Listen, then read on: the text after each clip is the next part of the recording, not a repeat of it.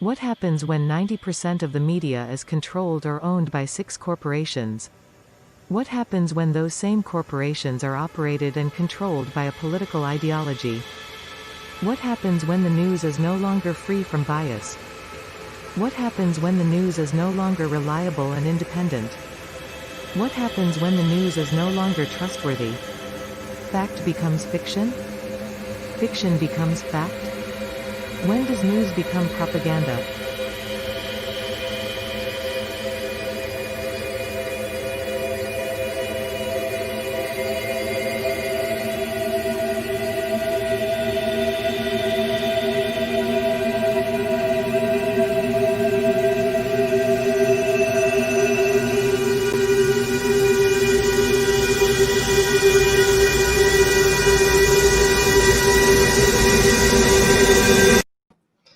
Hello, everyone. Welcome to Super Happy Dragon Lucky, episode 0x3b, our 60th episode.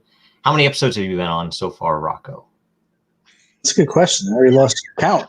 It's already been a good 7, I guess. Disappointed. Okay. During the show, we're going to have a special code in the merch store. So if you go to dragonchain.store, dragonchain.store, and type out in the coupon code SHDL 0x3b-20, you'll get 20% off of any merch order over $100. So we'll turn it off at the end of the episode as long as we remember.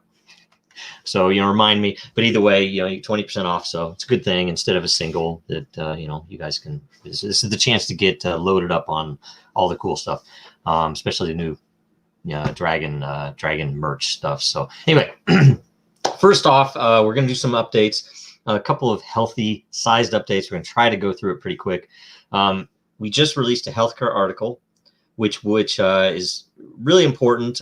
We're seeing a lot of activity and a lot of interest and a lot of want and need in this area, particularly around COVID, obviously. But people are, because of that and because of what we're talking to them about, keen on, how do you handle medical records? How do you remain HIPAA compliant? How you handle medical identity and all the things surrounding that. So this article is really about that and the ability to scale with those systems and to have a real native blockchain behind the scenes with tons of proof. And the real value in it is the ability to actually integrate and scale and then interoperate with traditional systems and other blockchain systems. So really good article. Go read it. It's very in depth. A lot of what we've been posting in some of these has actually been, I've been really happy with, right, Rocco? I mean, it's like there's a ton of info in there, and we think that a lot of it is a unique angle on how to solve these issues that everybody knows about. So like you said, it's so in depth, so much there, which is great. So yeah, lay it all out there. Yep. I mean, and it has very specific stuff about blockchain, but it also has how it interacts with what they're actually needing and what they're actually doing right now and everything else. So complex subject anyway. Okay, next up, DEN update. All right. So we wanted to give an update because we're going through basically this phase that's pretty big. There's a lot going on behind the scenes, and we're holding off on some of the pieces, some of the bigger pieces to be released when we're ready to roll everything out. So mobile's in development, as an example. We have a team dedicated to that. I've gotten some more resources added to it to try to get that where we need it to be when we roll out, because that's a key feature especially for notifications, so that people can be engaged, so that you get a better conversation going. When it's web only, it's even mobile web, you don't get the same level of notifications. We have launched the entity itself in Wyoming, because everything's looking good in Wyoming for new modern tech corporate entities. Really good stuff there. We're looking at, we're basically outlining the management and the governance of that entity, that there are going to be some really interesting aspects. I won't go into too much detail here, but at least when we roll out, we don't think that DEN will have a CEO. We think that that it will be governed by a 3-person panel, which each of these seats on this panel will be elected by one aspect of DEN itself. That is, the one seat will be selected or appointed by the DEN corporate board. One seat will be elected or appointed by lot holders, that is, people who own layers, and one seat will be appointed by matter holders, that is, people, content creators. And the interesting piece about that is that we will be able to, how do I say, they will be able to have full control over changing the algorithms, or if there's anything needed to prevent gaming of the system. That it's a hybrid approach where it's a real world and crypto together. So, and there will be some other aspects to it. Lore and lot, the actual tokens will be out soon. They're in development. They've been tested. Things are looking great, and we're getting right now the process built for the layer creation and everything else that needs to be used that happens with lore and lot. And there will be a 1-to-1 lore per dragon held that will be thrown into your DEN, locked for use in your DEN account. So if you hold 25 dragons, you're going to get 25 lore. You can then participate in purchasing, creating layers, and making communities, which will be an interesting aspect, because that's a big piece of it, that you can actually own a part of a community forum, that a layer itself, kind of like a subreddit, but where you can own it, right? Tokenized. Beta users. So if you're in there already, or if you have been in there, you will be awarded a proportional amount of lore based upon how much quality content or how you've interacted in the system. And there will be a very interesting DeFi component, or a set of DeFi components, which should interest people, but it'll be a real purposeful use of the tech and the some of the modeling that's happening in the DeFi world right now. So that's good stuff. Okay. Next update, we've created a new segment especially for crypto Twitter. Okay. And this seems to be something that that people on crypto Twitter will appreciate. We hope for once we do something for them. Basically every week we're going to give analysis for a particular digital asset that is trending on FOMOhunt.com. Our friends at FOMOhunt, really cool, really nice site. There's some good stuff that's happening there. We're calling it Number Go Up, sponsored by FOMOhunt. Okay.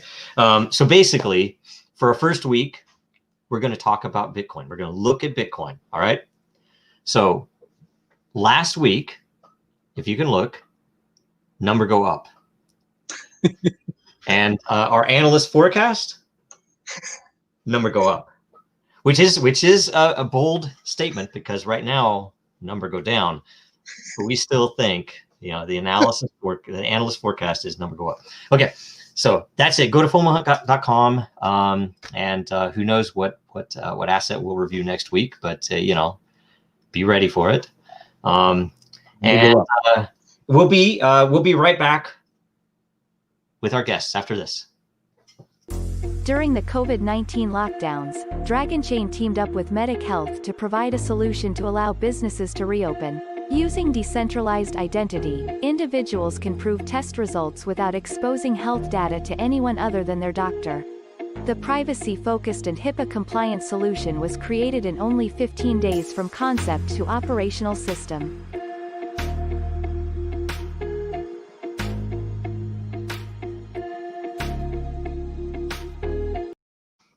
All right, welcome, John and Ross. So we have Ross Davis from Global Crypto Press Association.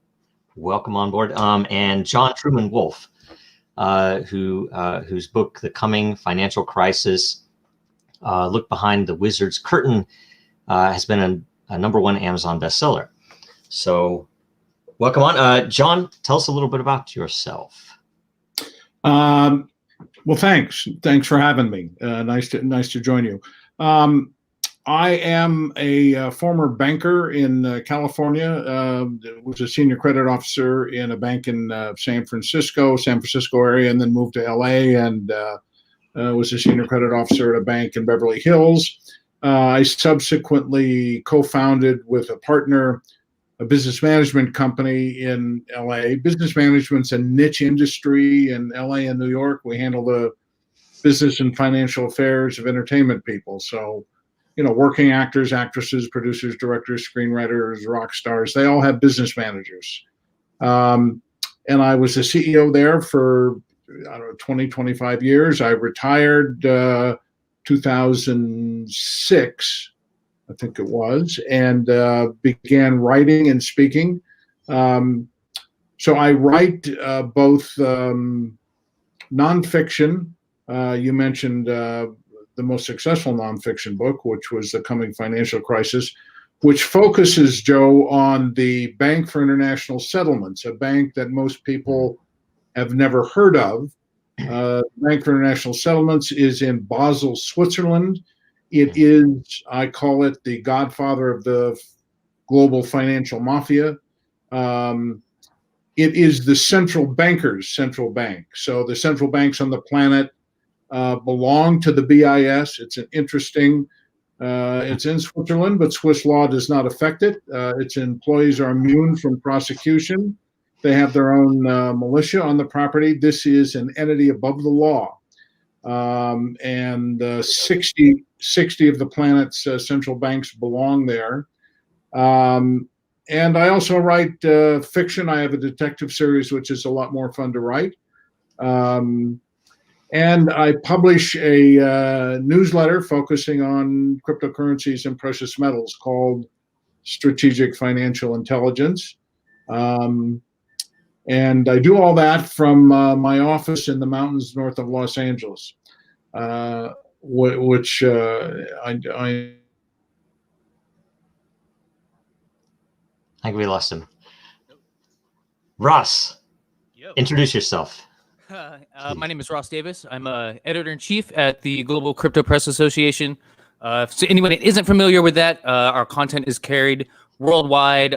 Google News, Apple News carries all of our articles, as well as a variety of other crypto news sites. We basically allow anyone to pirate our content. We encourage it, and a lot of people do. And we also, on the business end of things, industry-wise, we do press release distribution for anybody blockchain related. About 250 different companies we handle the press releases for. So nice. Okay, that's good. All right.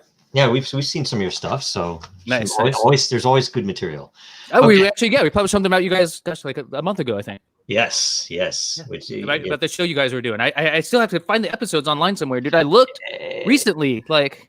Is there somewhere to stream? They are. It's coming. We had to have it on broadcast before we could get it. Of course. Right. I don't know how that stuff works. Yeah. So we'd have to ask John about that in Hollywood. But either way, I wanted to see it, man. The trailers hyped it up pretty good. Yes, it's coming. So I think it'll be very well accessible soon, and a couple of different angles you could get it from then. So nice. Excellent. All right, so we'll go into it, and if John comes back, we'll bring him in, and we'll bring him in right in the middle of a question, right? Okay, so first off, Uniswap surprise giveaway. I mean, airdrop, 97 million total value, largest crypto giveaway ever. Did you get any? Yeah, I did. Hell yeah, I did. Good. All right, very good. And what are your thoughts on decentralized versus centralized exchanges, and I mean, I'm honestly for anything that doesn't require KYC. I'm very much anything that removes even the option of the government having power over. I just love, like I'm the guy where when I hear like, there's a Democrat president and Republican Senate and Congress and they can't get anything passed. I find that so comforting. So decentralized exchanges are kind of the crypto version of that. You can't do anything. It's going to run. You can't stop it. People are trading. Get over it, I love it. Well, it's closer to the spirit, right? I mean, it's good of what it's supposed to be. You know, when I first got into it, that was the crazy thing, that even though they were centralized, nobody tracked anything. Nobody knew what was going on, and nobody knew what it meant. And it was all, Wild West, but it was it's much more of a free thinking environment at that time, that the possibilities were endless, right? It was nuts, man. Yeah, it was nuts. Yeah. So, okay. So, John, welcome back. Sorry, we lost you there. Did you get Uni? Do you know? Have you been following any of the stuff about Uniswap? And do you have any, especially coming and having been in the network, especially what you just described about the central bank of the central bankers? What are your thoughts on decentralized exchanges? I'm sorry, Joe, I missed that, and I'm sorry I lost you there. But I'm sorry. Ask the question again about what kind of exchanges? Decentralized exchanges, basically totally decentralized. There's no way for authorities to even interact and get in the middle of trades, exchanges. What are your thoughts? My thoughts are, I think it's terrific. The degree to which banking, most people don't know that 80% of the central banks on the planet are in the process of testing and rolling out, and in some cases have accomplished what are called CBDCs, central bank digital currencies. This is coming much faster than most people realize.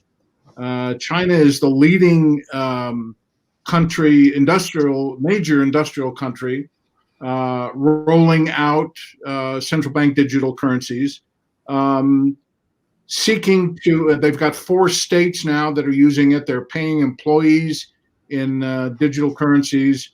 And this is an effort by governments, just to kind of back up and get to the basic of it, to control people's bank accounts. This isn't some conspiracy theory. This is happening, and it's happening very, very quickly.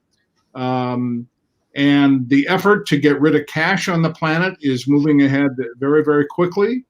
And this bank that I mentioned before I lost you, or you lost me, or whatever, is pushing this agenda strongly.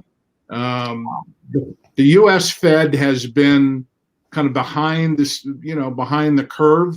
There was an announcement, I think it was last week, that the Boston Fed had engaged in a project with MIT to test a digital currency up there. But as I said, China's got 4 states operating that way. The Central Bank of the Ukraine has implemented a system. Tunisia and Senegal both have CBDCs, central bank digital currencies, in operation. The Bahamas are in a project.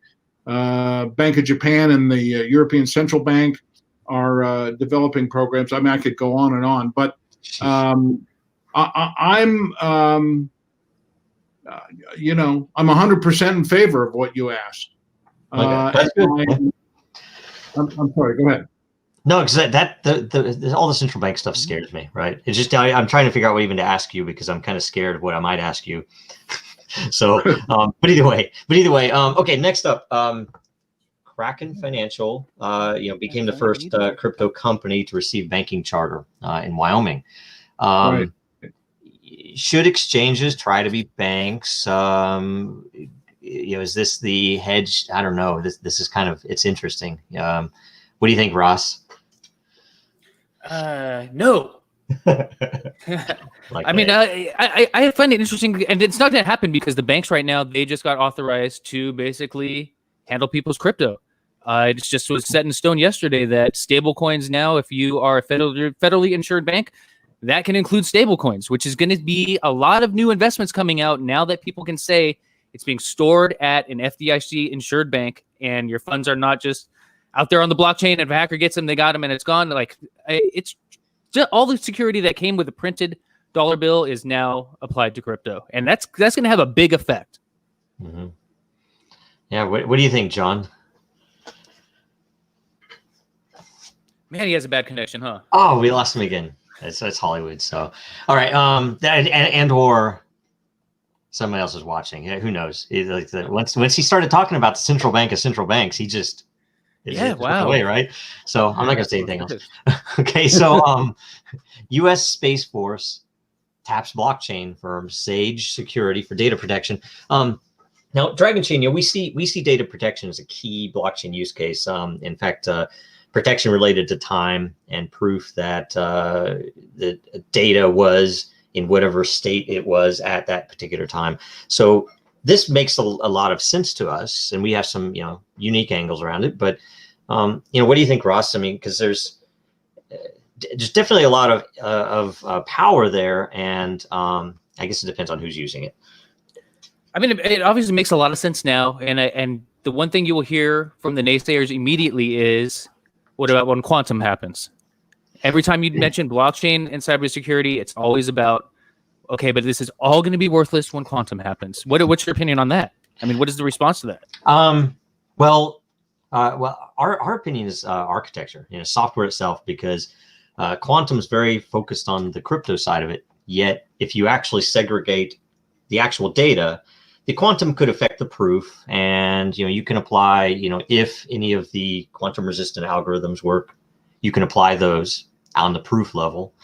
But I would never, ever, especially if it's sensitive info, even personal, customer personal info, let alone if it was military info or Space Force or anything else, I wouldn't put any of that anywhere near an actual public blockchain, right? I would say, okay, this is over here. Now the proof, and that's our angle on it, is that some of this information might be compromised, and particularly like some of the things that both sides did during the Cold War, where they would mess with each other's data or schematics of electronics, and knowing stuff is going to get stolen or anything else. That those attacks, you would be able to at least measure. Would they spend $3 billion to attack this particular part that I'm about to 3D print on a ship, right? That type of a thing. And that you can actually put a measure on what it would cost, and you can look at the back at the timing, say, okay, were there simultaneous forks on Bitcoin and Ethereum Classic, as an example, at around that time, or even in any time since that date has been on there. In which case, okay, I have all of these independent nodes that have signed off on it from different contexts. And I then also have Bitcoin proof and Ethereum Classic proof, and then whatever else. So our take is that it makes it much harder. Even with quantum, there's still, you would still have to compromise the systems, get the data, change the data, then change all the blockchains. And it's kind of an overwhelming and, an approach that doesn't exist before, where you can, I can actually look at these metrics, see. I'm assuming it's a private blockchain that we're looking at in a situation like this, right? I would bet so. Right. So yeah, it's probably hit some of those points, but I don't know anything about it, of course, about Sage itself. But what do you think, John? What do you think about Space Force, for that matter? I like it. In a word, first of all, let me. I keep losing you here, and I'm afraid my connection up here is a little unstable. If I lose you again, I'll try and get things fixed and come back at some other time. That said, if it holds here, I'm a fan. I think it offers great opportunity. That said, anything in life depends on the intentions of the people creating it and using it. That goes from anything in the digital world to anything in life generally. So it's an activity that can be used for good or evil, and I'm have the hope it's being used for good. That said, when the government is involved, whether it's this government or another, I don't trust governments at all. My trust level on governments has decreased at a rapid level since I left academia. I used to teach American history going back some years, and had some faith in government. today, and I spent some time on the Hill, working for a human rights group, just pro bono. Washington's psychotic, Joe. It's a. I know it's evil. I mean, and not all the people and not all the things, but it's like it's Rome. It is anything that you could consider that would have happened in history as a horrible thing. It's like you wouldn't believe what this is like. Well, that's happening today. There's nasty stuff happening everywhere, but and yeah, DC's I did a lot of work there. So I was a history major too, and so I'm all about history and applying it today and all that. So it's. I have a question for John, world. if I could too. Yeah. Dealing with what you are exposing, I found myself receiving death threats for exposing just some of the high budget, multi-million-dollar crypto scams out there. You're dealing with some very powerful people compared to that. Do you ever feel in danger personally for what you're doing? Not really. What's interesting to me is that several people have asked me that question. So maybe you should, man. I think Ross at that level, I don't think they threaten. Yeah, it just happens. Yeah, it's just I won't ask him any of those questions. I won't go there. Okay, next up.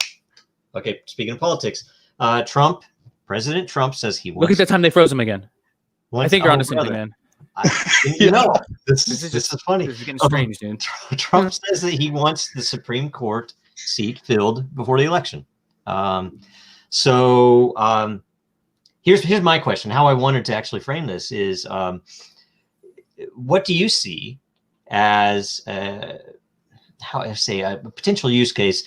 Codifying constitutional law, codifying regulations, codifying law itself, so that you don't have the politics polluting everything. It's like if it were a smart contract.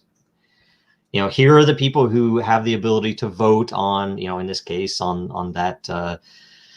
If I'm a senator, I have a vote to say yes. What do you think? My basic idea on this, and this will throw people off. Usually, when I meet them here in person, here in San Francisco, I think Trump should just fill it. I mean, he's the president. That's one of the people. That's one of the things he gets to do. And.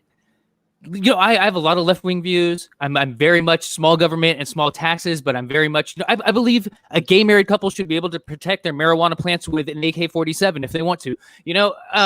That's where I stand.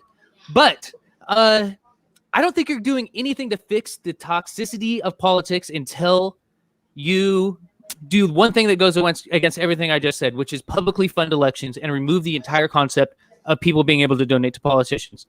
If you make it past a certain amount of rounds in the polls, you should receive a certain amount of budget of taxpayer dollars to fund your campaign, and that's it. No influence from that point out. It would clean up everything so much. I don't want to interrupt, but that is the most brilliant idea I've heard in can't say when. It's not original. It's not original in the sense that other people have suggested it, but you've got to take the money out of politics if we're going to clean up the political mess in this country. And that's a way to do it. Yeah, I will tell you, I don't think it could ever be taken out of politics. I mean, if it'd be perfect if it could, but then there's the back end stuff like they do now, where you realize what's happening. They get their bribe when they're done with their position. So you serve, then you suddenly finish your 4 years, and you're giving speeches for $200,000 that are 30 minutes long. Book deals. You got bribed after the fact. Yeah, it's book insane. Deals, Netflix. That kind of stuff you'll never stop. You're right. Yeah. Well, and I will tell you, even in the most straight-laced agencies in the government, there is so radical much graft that it's pretty disgusting when you're in there. And I'm an engineer. I'm trying to do stuff. I did a lot of government contracting today.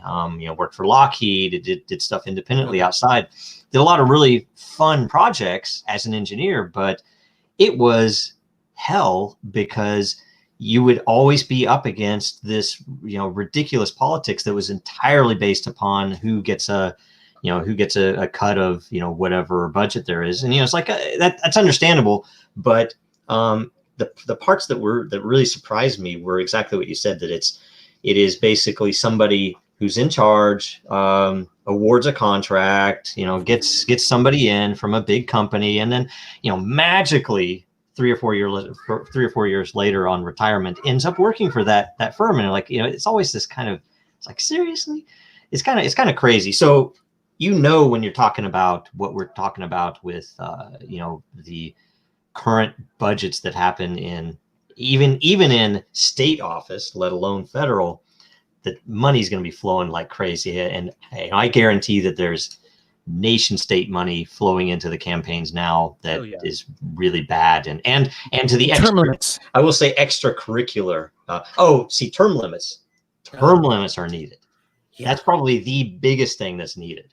I find it one of the creepiest things when you see someone like Joe Biden up there, who has been the government for decades, talking about how we have to fix the government. Like, man, that's you for most of your life. Mm-hmm.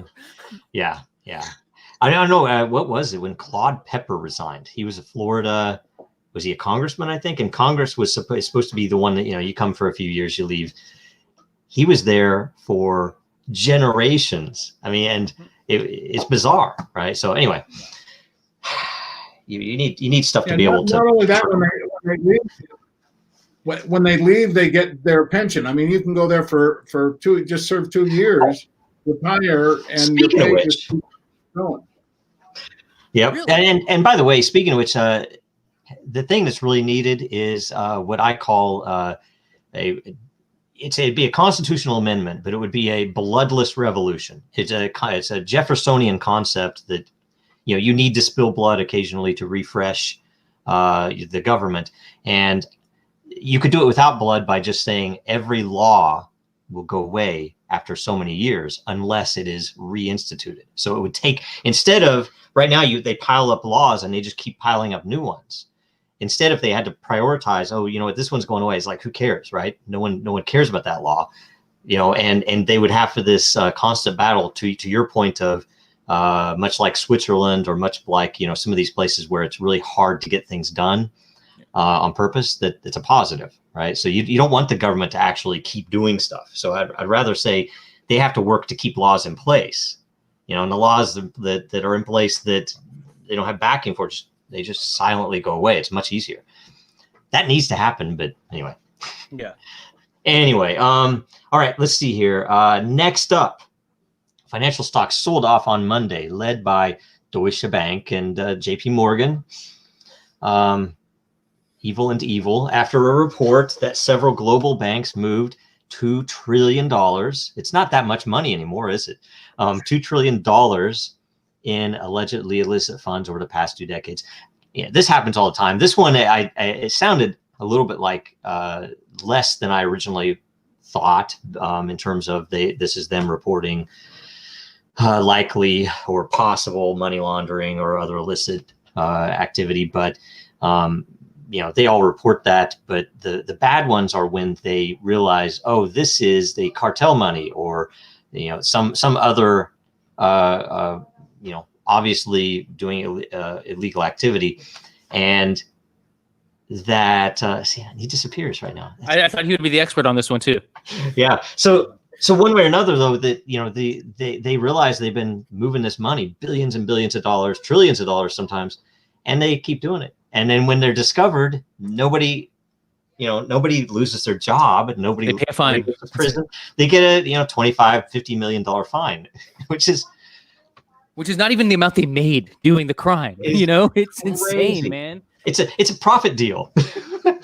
And I see all this and I get so mad, but then I'm like, if you had a chance to be in on this, wouldn't you so do it?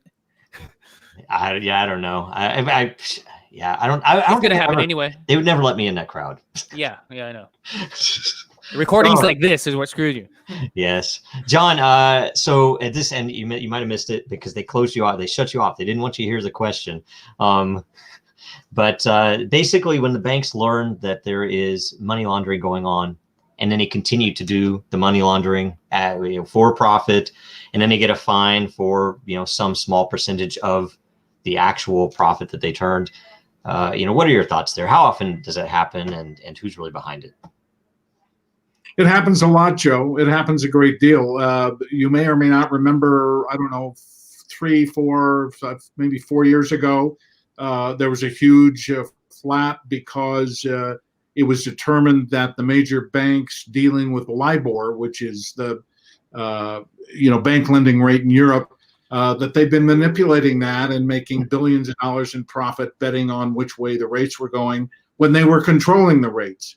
Wow.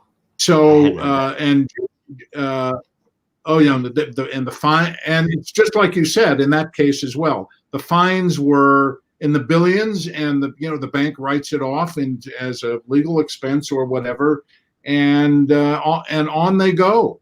Deutsche Bank has got. If you look at the ethics record of Deutsche Bank, and J.P. Morgan's right along with them, but Deutsche Bank is probably the most unethical bank on planet Earth. I mean, at least of the international banks. These guys, they're corrupt to their souls. J.P. Morgan Chase has been sued a number of times for manipulating the precious metals markets, and it's like the pharmaceutical companies. They come out with these pills and promote the hell out of them, make several $billion. A few years down the road, it's determined that, this thing causes brain cancer. Sorry. They get fined a few $1 billion. Nobody goes to jail. When in fact their clinical trials show that this was a problem. And it's an expense item. It's a line item on their expense sheet. Figure this amount of money for legal expenses. So the banking industry, Deutsche Bank, J.P. Morgan, these guys are huge and they're dirty. Yep. Well, we agree. This is excellent. Okay. So next up, publicly listed energy firm Equinor exploits gas flaring in North Dakota to mine Bitcoin. I'm not going to pretend exactly that I know exactly what gas flaring is, but it's basically a release of energy or something that they're instead tapping to mine Bitcoin. Which, So what do you think about this, John? Do you have any thoughts? I mean, there's some ecological maybe effect, but. I'm trying. Excuse me. I'm trying to look at it and understand what gas flaring is. Yeah. The energy firm exploits gas flaring in North Dakota to mine Bitcoin. It's hard to kind of comment on because I don't know what kind of damage is being done by gas flaring. I think gas flaring. I don't know what does that mean. I think it's something that they do anyway to avoid other damages, or I don't know precisely, but it's something that happens when they are in the process of either opening up a new, I don't know if it's wells, if it's natural gas. I don't know precisely what they call them, but that they are tapping that energy that would otherwise be released to mine Bitcoin is at least the way I read it. So I see. Does it say how many miners they powered doing this? It didn't. I was looking for stuff like that. I was hoping for some metrics because I'm like, how long does it run? How much energy is thrown through? How efficient do they convert it? Well, that's the point, Joe. I mean, it's a matter of determining which is more pro-survival: the gas that's being lost by flaring, or the Bitcoin. I mean, just kind of, for me, I would just try to assess the survival nature of each side of that problem. And I don't know how to assess the gas. We can ask, I guess maybe a more something that close to this we could ask both of you would be interesting is, what are your thoughts on the energy efficiency of cryptocurrency mining? And you could talk about Bitcoin, you could talk about Ethereum, you could talk about any of the other chains. There's a tremendous amount of energy expended to mine Bitcoin. What are your thoughts and positive or negative on each of those? Ross, start with you. I mean, there really is no downplaying how much energy it does use. It's to the point where you lose money mining where I live. I mean, there's no way to make a profit doing it just because of the cost. Right. But I think everything's moving towards kind of renewable anyway. It's hard to say what is and isn't a waste. Like, how are all the millions of Xboxes on every night? not a waste, but we have to worry about the miners, cryptocurrency mining. I mean, Yeah. how do you decide who's worthy and who isn't? I think you can't, and we got to kind of just move everything over to renewable and non-polluting energy sources, and that's that. You can't pick and choose. That's my thing. Yep. What do you think, John? I would agree. I think that's true. I mean, if the energy that's used in mining is being destructive of some other activity in the area in which the mining occurs, and you guys would know better than I. I mean, I understand Iceland, that they've got the entire economy seems to be based around that. So I just look at the survival nature of the activity, and if the mining is damaging other activities in the region, then you have to do something about it. It's a matter of, to me, assessing the survival nature of the activities in play. I know that sounds a little erudite, but Well, you have to look at the survival nature. Yeah, and I would say, at least for me, it's all about market. That when renewable is efficient and more appropriate, the market will move us there. And as to some people think that cryptocurrency mining is wasteful and horrible and negative, and I don't think so. It's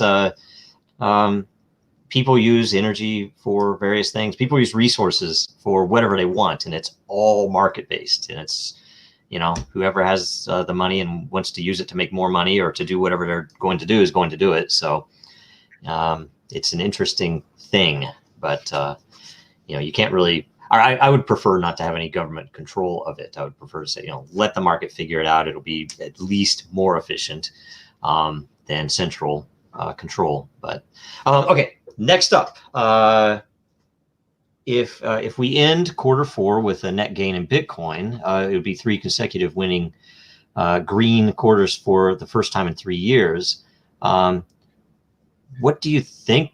What do you think, Ross? Are we entering a bull market, and is it will it top out this year? Or are we waiting until after the election and after the inauguration and everything else political that might happen?